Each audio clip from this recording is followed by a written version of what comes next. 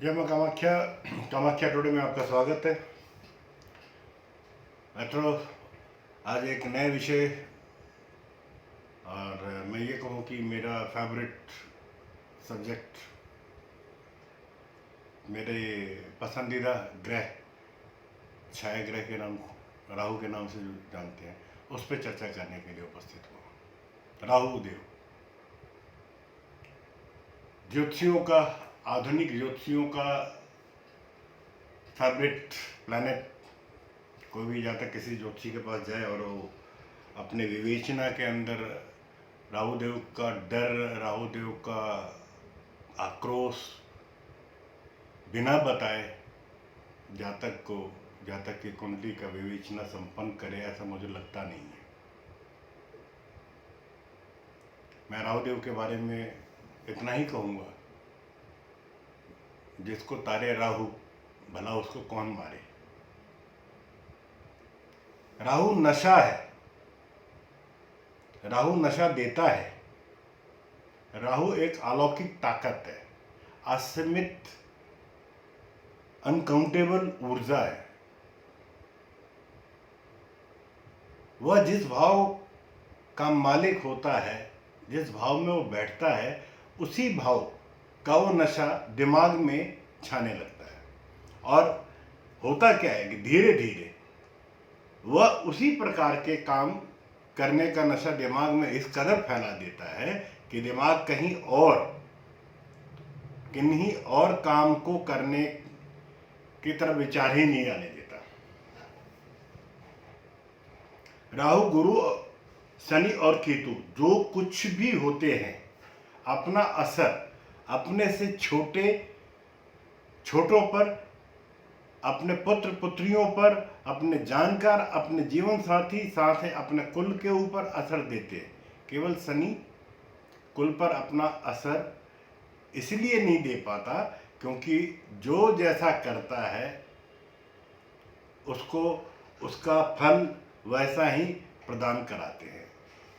कर्म का फल कर्म अनुसार ही देने का काम।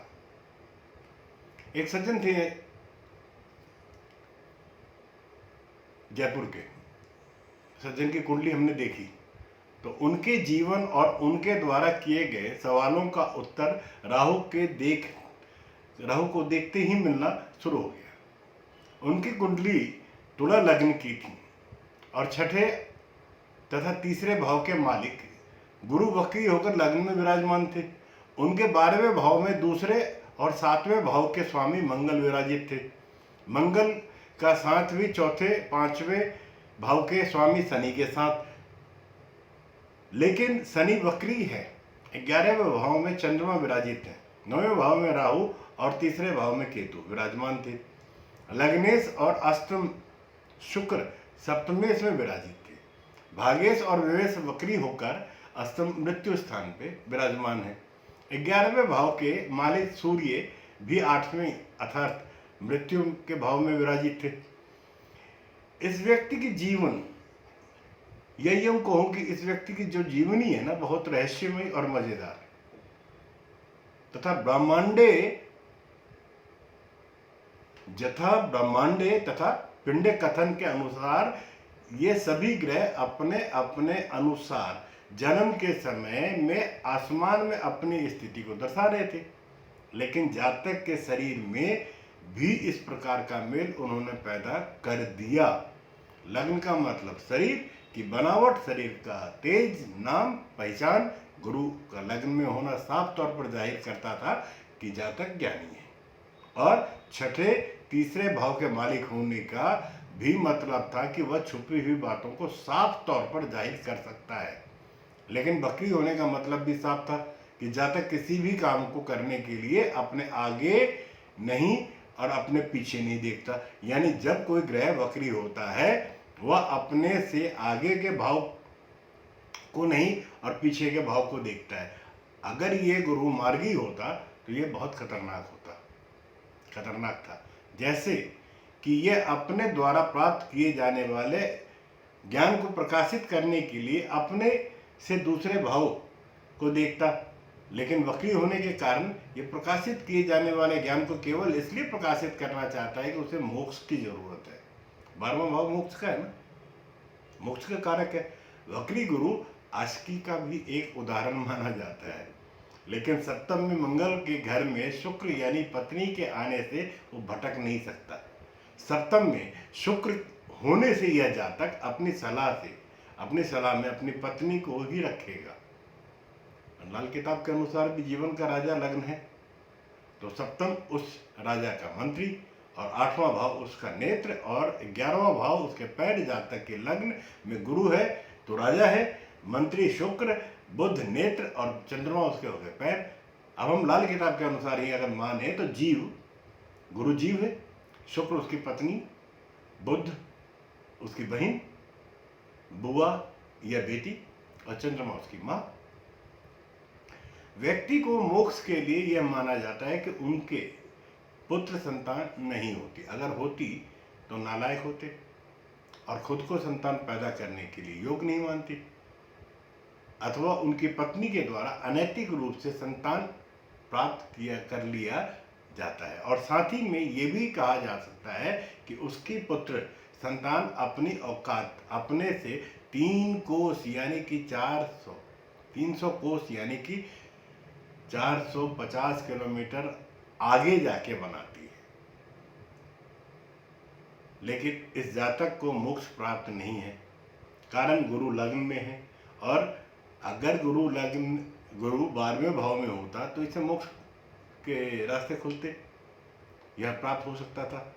अब मोक्ष के स्थान पे तो मंगल शनि वक्री के साथ में है, शनि वक्री के साथ में मंगल है तो विराजमान है। अब चौथे 5वें भाव का मालिक है मंगल, दूसरे 7वें भाव का मालिक है, इसकी मृत्यु चौथे 5वें 7वें और दूसरे भाव के कारण से सुनिश्चित है। ये तो निश्चित है कि इन्हीं कारणों से, और कारणों को और भी साफ तरीके से देखने के लिए कुंडली को पलट के देख लें तो शुक्र देव चंद्रमा केतु एक तरफ है, गुरु राहु एक तरफ होने से गुरु राहु का युद्ध शुक्र चंद्र केतु से है। गुरु जीव है, राहु उसका सिर, केतु उसका धर, शुक्र उसकी जन्मेंद्रिया, चंद्रमा उसका शरीर और शरीर का पानी, उसकी सोच, उसकी जान पहचान के लोग। शुक्र चंद्र का मतलब है कि माता के द्वारा प्राप्त किए जाने वाला धन, भौतिक सुख संपत्ति। केतु का मतलब है उसकी रखवाली, चौकीदारी करना, देखभाल करना। केतु कुत्ता है तो कुत्ते की भांति भौतिक संपत्तियों पर नजर रखना। सूर्य पिता भी है और पुत्र भी।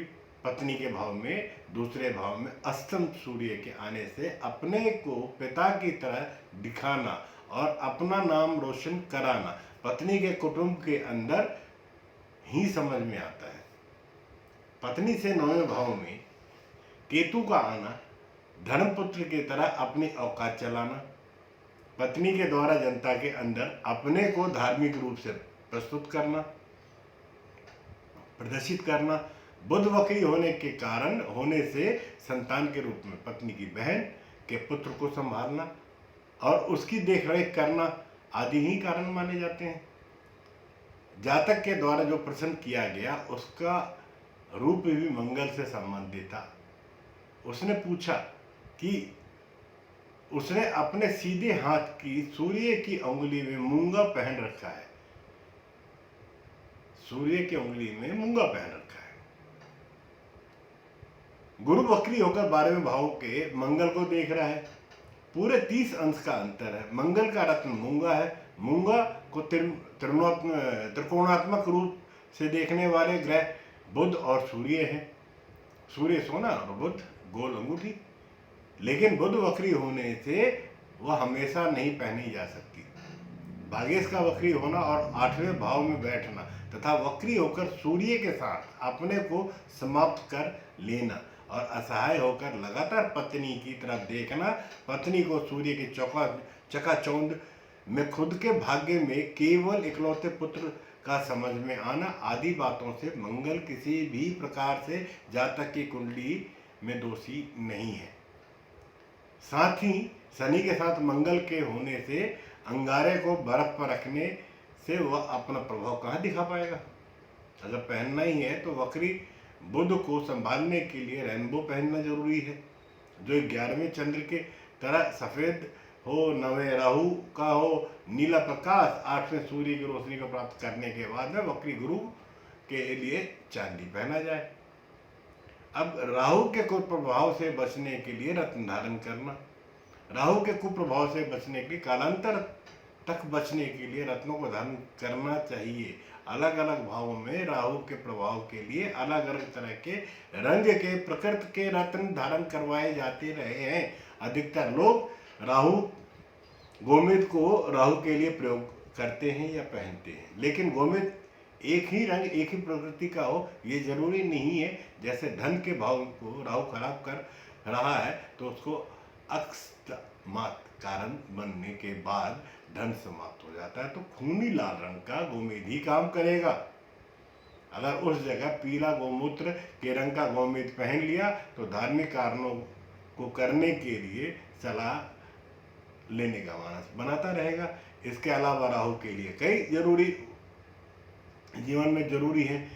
इन उपायों के लिए आपको सख्त को कंट्रोल करना। राहु का पहला काम होता है झूठ बोलकर अपना काम करना, अपनी औकात बनाए रखना और किसी भी गति से अपने वर्चस्व को दूसरे के सामने नीचे नहीं होने देता। अधिकतर जादूगरों के सख्त में राहु का असर बहुत अधिक देखा जाता है या मिलता है।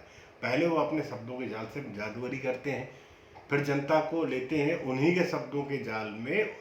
जैसे कुछ कह रहे होते हैं, जनता का ध्यान कहीं जाता है और अपने करतूत को अपना अंजाम दे रहे होते हैं। इस प्रकार अपने फैलाए जाल में जनता को फंसा लेते हैं। राहु का कार्य अपने प्रभाव में लेकर अपना काम कराना होता है। सम्मोहन का नाम भी दिया जाता है।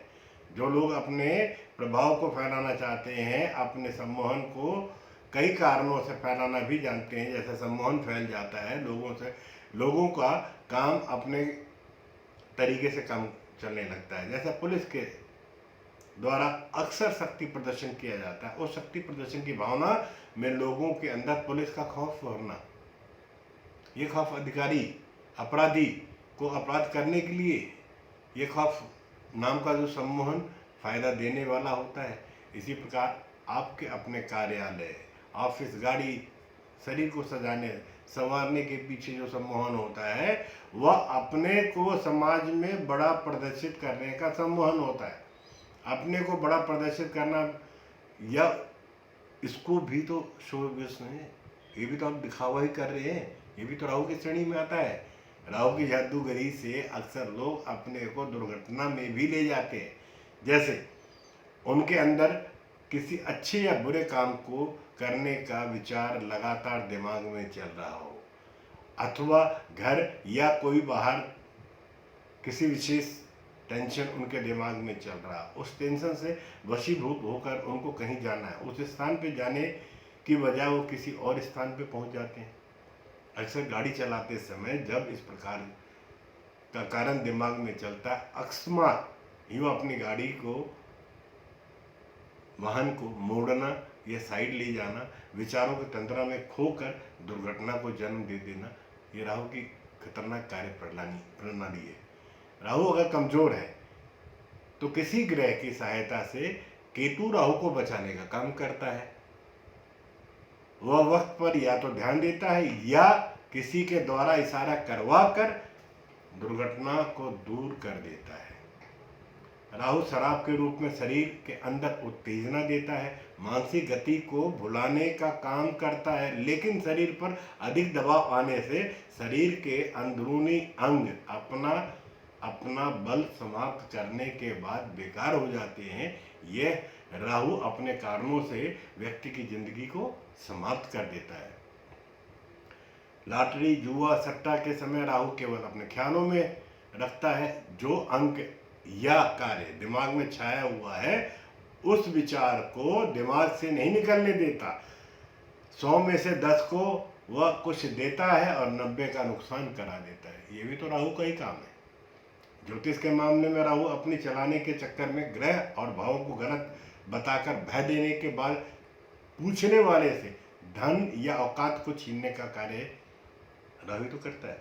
वैसे राहु की देवी सरस्वती है और वह अपने समय पर व्यक्ति को सत्यता भी देती है, लेकिन सरस्वती और लक्ष्मी में जहाँ बैर है, जहाँ सरस्वती होती है वहाँ लक्ष्मी नहीं आती, और जहाँ लक्ष्मी होती है वहाँ सरस्वती निवास नहीं करती। जो लोग दोनों को इकट्ठा करने के चक्कर में होते हैं, वो या तो कुछ समय अपनी झूठ को चलाकर चुप हो जाते हैं, या सरस्वती खुद उनके शरीर धन समाज से दूर कर देती है, अथवा किसी लक्ष्मी के कारण से उन्हें खुद राहु के साए में, जैसे जेल या बंदी गृह में डालकर जीवन निकलवा देती है। राहु अलग अलग भाव में अलग अलग अपनी शक्ति का परिचय देते हैं, अलग अलग राशि में अपना अलग अलग प्रभाव देते हैं। तुला राशि में, तुला राशि के दूसरे भाव में, तुला लग्न के राशि के दूसरे भाव में अगर राहु विद्यमान है तो इस राशि वाला जातक विष जैसी वस्तुओं को आराम से सेवन कर सकता है, और मृत्यु भी इन्हीं प्रकार के कारणों से होती है। उसके बोलने में गालियों का प्रचलन, समीकरण बहुत होगा, मतलब जो भी बात करेगा वो बिच्छू के समान जहर वाली बातें करेगा। अगर गुरु या किसी सौम्य ग्रह की सहायता में नहीं है तो अक्सर इस प्रकार के लोग शमशान के कारकों के लिए मशहूर होते हैं। जैसे जन्म तारीख 8 सितंबर 1993, समय 11:10, स्थान कानपुर। जातक का नाम विश्वेश्वर प्रसाद अवस्थी। कानपुर में गंगा के किनारे शवों को जलाने का काम कर रहे हैं। राहु धुएं के रूप में चिताओं की बदबू को सूंघ भी रहा है और देखने में मैला कुचला भी है। जन्म से एक सम्भ्रात परिवार के छठे भाई के रूप में उनका जन्म हुआ, और काम क्या कर रहे हैं? राहु गाने बजाने की विद्या के साथ में अपनी गति को भी देता है, मनोरंजन के रूप में भी माना जाता है। किसी सिनेमा मनोरंजन के काम में महारत हासिल कराता है, भद्दी बातें कह के अपने को मनोरंजन की दुनिया में भी शामिल कर लेता है, अश्लीलता को भी प्रदर्शित करता है, और उन बातों को मजाक में कह दिया जो बातें अगर संप्रभात परिवार में, सभ्य परिवार में कही जाए तो उससे लोग लठ मारे। इस प्रकार इस बात को समझने के लिए देखें पप्पू हरामी।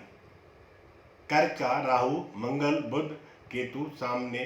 राहु खून की बीमारियां और इन्फेक्शन भी देता है। जैसे मंगल नीच के साथ मंगल की युक्ति हो तो जातक को ब्लड प्रेशर की बीमारी होती है, वही बात अगर उच्च के मंगल के साथ हो तो हाई ब्लड प्रेशर की बीमारी होगी। मंगल राहु के साथ गुरु भी हो और कन्या राशि के साथ छठे भाव के मालिक के साथ मिल गया हो तो उसे शुगर की बीमारी दे देगा। राहु मंगल गुरु अगर 12वें भाव में हो तो केतु अपने छठे भाव में होगा, आपके छठे भाव में होगा, तो जातकों को समाज में कहा जाएगा कि वह बहुत विद्वान है, लेकिन छुपे रूप में शराब मांस का शौकीन भी होगा, या फिर अस्पताल की नौकरी करता होगा, या जेल के अंदर खाना बनाने का काम करता होगा। तीसरे भाव का राहु अपने पराक्रम और चालाकी के लिए माना जाता है। इस प्रकार के राहु के व्यक्ति के अंदर अपनी छा जाने वाली प्रकृति से कोई नहीं रोक सकता। वह जिसके सामने भी जो भी बात करेगा उस पर अपने कार्यों की बातों से अपने शौक आदि को प्रभावित कर देगा। लोगों के ऊपर मानस में छा जाने की प्रवृत्ति होगी।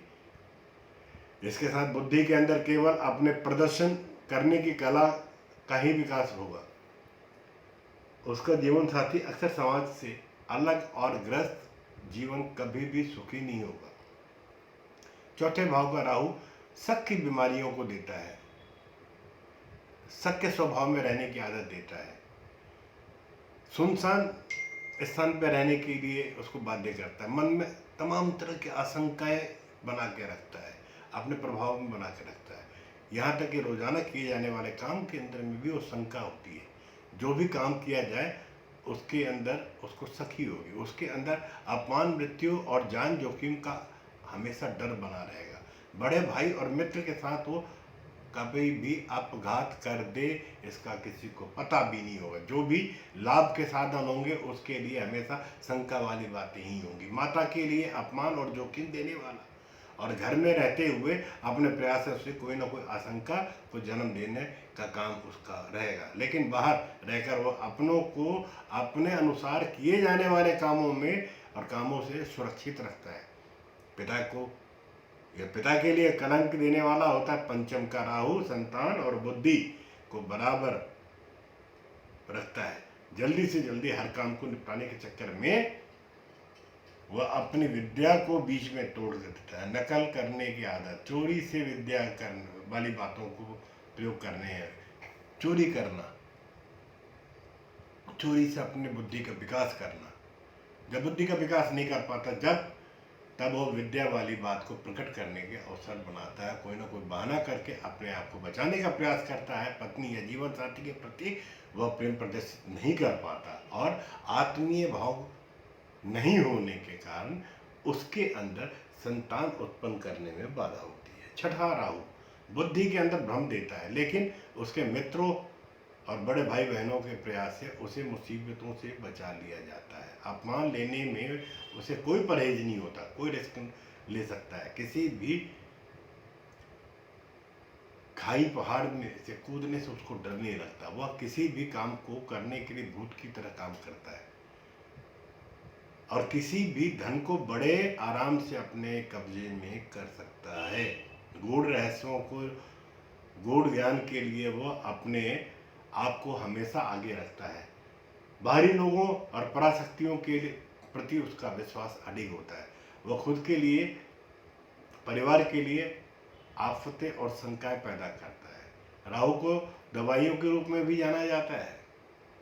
जो दवाइयाँ शरीर में अल्कोहल की मात्रा को बढ़ाती हैं, जो दवाइयाँ दर्द के काम आती हैं या दर्द से छुटकारा दिलाती हैं, वो सारी राहु की श्रेणी में आती हैं। राहु की आशंका कभी बहुत बड़ा काम नहीं कर जाती और कभी जैसे कि अपना प्रभाव फैलाने के लिए वो कोई भी झूठी बातों का अफवाह फैलाकर अपना काम बना देता है।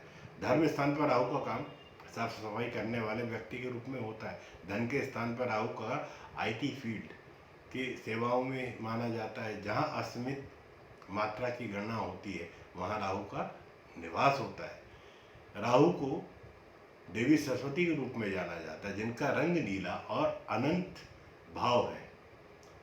यह सूर्य और चंद्रमा को भी अपने घेरे में ले लेता है। राहु की सीमा का कोई विस्तार नहीं। आसमान में दिखाई देने वाला नीला रंग ही इसका रूप जाना जाता है। विद्या और ज्ञान के क्षेत्र में राहु की विवेचना इंफॉर्मेशन टेक्नोलॉजी के रूप में, एविएशन के रूप में की जाती है। रिश्तेदारी में राहु को पूर्वज माना जाता है। इसका विस्तार ससुराल खानदान से भी संबंध बना के रखता है। काल सर्प दोष में राहु के पास वाले ग्रह प्रमाणित होते हैं और केतु की तरफ वाले सुरक्षित होते हैं। दोबारा सुन ले, काल दोष में राहु के पास वाले ग्रह प्रताड़ित होते हैं और केतु के तरफ होने वाले सुरक्षित होते हैं। मित्रों, आज की चर्चा जो हमने राहु के ऊपर की है, ये विशेषतः लाल किताब को फॉलो करते हुए, लाल किताब के अनुसार की है। वैदिक ज्योतिष के अंदर में राहु का विशेष स्थान है। राहु वो पराक्रम है। जिस भाव के साथ, जिस भाव में बैठता है, उस भाव को प्रभाव क्षेत्र पे अपना कब्जा कर लेता है। ग्रह नहीं होते हुए भी राहु बहुत शक्तिशाली, बहुत सुदृढ़ है। जिस ग्रह के साथ में बैठ जाए, एक योग का निर्माण कर देता है। मंगल के साथ में ये जब बैठता है तो अंगारक दोष का निर्माण करता है। गुरु के साथ बैठता है या युक्ति करता है तो गुरु चांडाल योग का निर्मित करता है। राहु और केतु अगर सूर्य और चंद्रमा के प्रभाव में आते हैं तो ग्रह दोष लगा देता है। मंगल के साथ में राहु अंगारक योग का निर्माण करता है।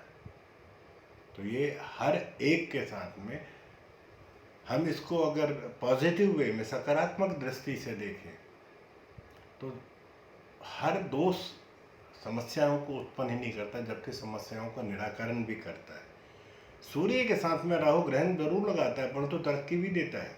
सूर्य जहाँ एक प्रकाश है, जहाँ आपका नाम, जहाँ आपकी कीर्ति फैलनी है, उस कीर्ति को फैलाने में भी राहु का हाथ होता है।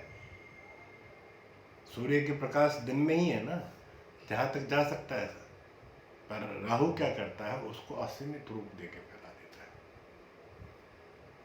मंगल राहु दोनों ही पाप ग्रह तो है, दोनों की शक्ति अपरंपार है। जब दो शक्तियां आपस में मिलती हैं तो वो ज़्यादा ऊर्जावान होता है। हम सिर्फ राहु और किसी विशेष ग्रह की युक्ति से हम अगर फलादेश निकालते हैं तो जाहिर सी बात है कि हमसे चूक हो रही है।